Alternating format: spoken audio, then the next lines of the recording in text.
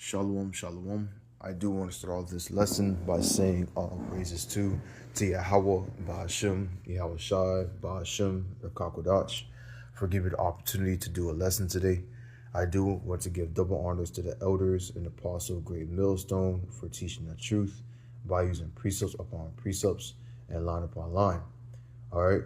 And this lesson I do want to get into today is about the chariots, or the so-called UFOs, because people in America call them UFOs, but they're actually the chariots of YAHAWASHI. Now, the reason why I want to talk about the chariots is because I saw a chariot yesterday, all right, and it was red, flash, and beautiful. And I want to tell you the story of how I saw it, because when I saw it and the three Jakes was with me seeing it, they was confused with what it was. All right, but I wasn't. I wasn't confused. I knew. Why? Because of the scriptures of YAHAWASHI. All right, but those two other Jakes, they didn't know.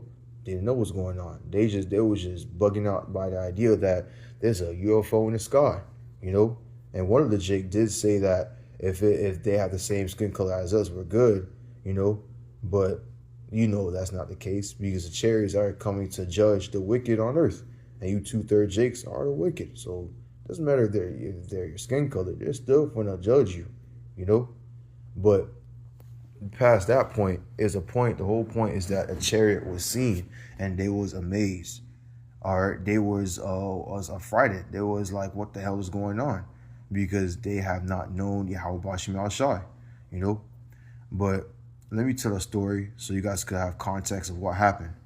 So I was running a 6 miles run, and I was basically running to the end of the trail. And when I was running to the end of the trail, a Jake far away from me was basically yelling, saying, "What the fuck is that? What the fuck is that?" Now, it is nighttime, and I don't know who this Jake is, so I was skeptical. I was slowing down. I was being on guard. I was watching behind me. I was watching beside me to see if if he was trying to distract me to do something crazy. I was being skeptical. I was being on guard. So I walked up to him to see what he was talking about, because he was very eager to show me what he's pointing at. He's saying, "What the fuck is that? What the fuck is that?" He was bugging out. He was screaming. He was pointing. He was just pulling out his phone and everything. And I walked up closer, close enough where he can't reach me, but I could see what he was trying to point at. I turned my head and looked and see a red light in the sky. All right, a red light in the sky, leaving a red trail. All right, and this is not you can't say this was a American shuttle. You can't say that, because American shuttle can't do that. All right, it was a red light, a bright red light going up in the sky. And I looked and I saw it. It was going up and up and up, and then it disappears. It disappears. And there's no clouds in the sky. It was in the middle of nighttime. There was no clouds in the sky. You could see stars flickering in the uttermost part of the other skies.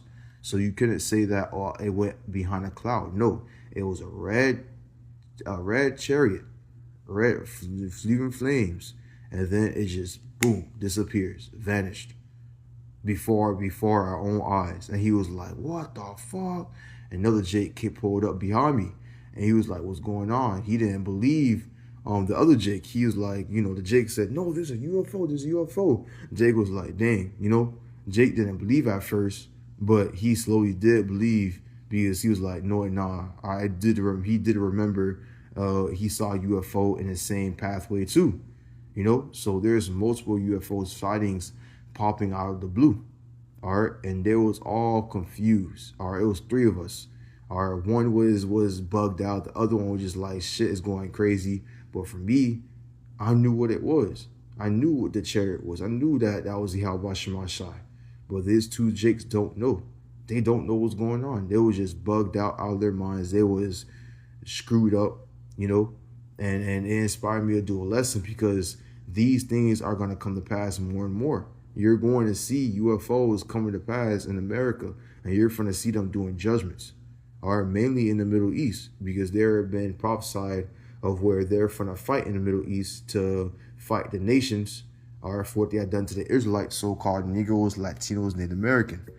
The first scripture I do want to grab is the book of Joel, chapter 3, starting at verse 1.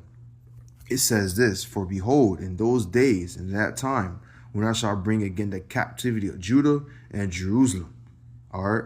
And it says in those days and in that time, meaning that in the last days, the latter times, the times where Yahweh shall bring judgment upon the wicked, even toward his enemies, all right, the heathens, for what they had done to the Israelites, so-called Negroes, Latino Americans. All right, continue on, it says what? When I shall bring again the captivity of Judah and Jerusalem. He's going to bring back his children out of captivity. All right, first and foremost, the elect, 144,000. Verse 2, I will also gather all nations, and I will bring them down into the valley of Jehoshaphat, or Yahweh Shapar, or Yahweh judgment. And I will plead with them there for my people and for my heritage Israel, whom they have scattered among nations and parted my land. So Yahweh Shemashai is going to judge the other nations. He's going to utterly destroy them for what they had done. And how he's going to do that? Through these UFOs, are called, or that's actually called the chariots of Yahweh BAHASHAM Yahawashi. He's going to utterly destroy them. And those sightings that I saw was like, that was like an acknowledgement that, look, the prophecy is going to come to pass. You know, those things are going to come forth where those, you're going to see more sightings of them.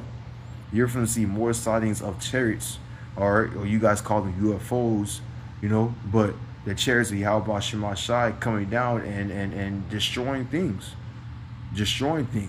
doing great miracles.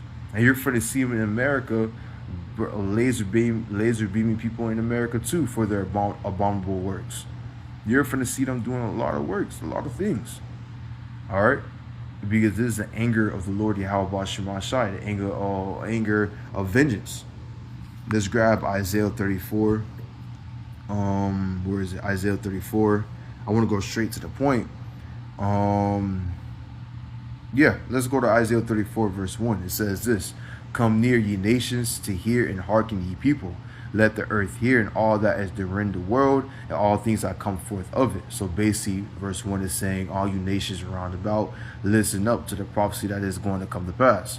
Verse 2, for the indignation, the righteous anger of the Lord Yahweh is upon all nations, his fury upon all their armies. He hath utterly destroyed them, he hath delivered them to the slaughter. All right, by what? By the chariots, by Yahweh Shemashai chariots. You guys call them UFOs, but that's what he's going to use. He's going to use the chariots to F them up, to utterly destroy them, to destroy them for what they had done to the Israelites, so-called Negroes, like Twin American. Book of Joel, chapter 3, starting at verse 1, explains it very well. And going down to verse 2, it says what? He shall plead with them for what they had done to Israel, for why they had scattered them among the nations. So he's going to use the chariots to do so. Let's get a good scripture to hit the point. Isaiah 60, I believe it was 63, verse 5. No, that's not the one. That one is beautiful though, but that's not the one. I want to go to the, right here. Oh, verse 1. Isaiah 63, verse 1. It says this. Who is this that cometh from Edom with dyed garments from Bozrah? This that is glorious in his apparel, traveling and the greatness of his strength. What is he traveling with in the greatness of his strength? The chariots, the UFOs. And you're going to be seeing a big one very soon. All right, right now you're seeing little one here and there sparkling in the sky, showing up and disappearing. But those are just a foreshadowing of what's going to come. Because very soon you're going to see a fat chariot in the sky. And that's going to be Yahawashi riding in it, damn near commanding other angels in the chariot to destroy the other nations, even their armies. All right, and that speak in righteousness, mighty to save. Wherefore art thou red in thy apparel, and thy garment like him that treadeth in wine fats. Or I have trodden the winepress alone, and the people there was none with me. For I will tread them in my anger, and trample them in my fury, and their blood shall be sprinkled upon my garment, and I will stain all my remnants. So he's gonna basically do a lot of great slaughtering in those days with the chariots. Now, is Yahawashi gonna be having blood in his hand? No, he's gonna be staying clean. He's gonna stay in the chariot. The chariot's gonna be doing a lot of damage. The scripture is basically being metaphorical of how much bloodshed Yahweh Shemashai is gonna shed in those days, because he's gonna do a great slaughtering in those chariots. All right, and he's gonna do a great a great slaughter. And when I saw that chariot, when I was in my pathway, it was like, damn, that's the angel of the Lord YAHAWASHI. Like it was literally going up slowly, leaving a red trail behind it, and it just disappeared. It disappeared. At first, Jake thought it was a nuke. He thought it was a missile, but it disappeared, man. It disappeared. All right, and I should do another lesson about the missile, because Scripture talks about how the missile seems like falling stars. Book of Revelation chapter 6. All right, John the Revelator has seen the visions of stars coming down, and back in the days, you haven't never seen the prophets had never seen ICBM missile before, so they described it as stars, so they could, they described it as stars because that's what it looked like, a flickering light coming down towards your face. So they, that's what was similar, because they never heard of an ICBM missile before, so they described it as stars. And it was cool that Jake had said that, because that's what prophecy also states about how nukes gonna hit America, So it was like a spiritual moment. I'll say that it was a spiritual moment.